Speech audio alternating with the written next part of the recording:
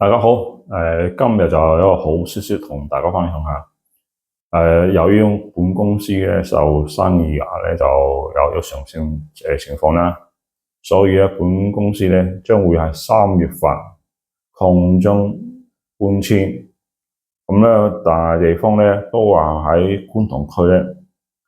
咁點解會搬遷咧？第一，咁除咗生意好咗之外咧，第二個問題咧就係本身而家我租緊嗰個地方，就嗰個單位咧就有啲滲水情況啦。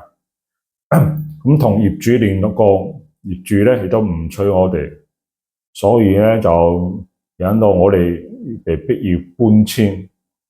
咁我想同大家講一聲，觀塘鵬光大廈有幾層嘅分隔單位都係同一個業主，大家如果租寫字樓，千祈唔好冇嚟呢個做。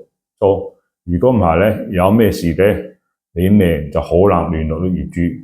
我哋咧就係一個其中一個受害者，所以咧就提提大家，租地方揀寫字樓一定唔好租鵬光大廈，小心啲。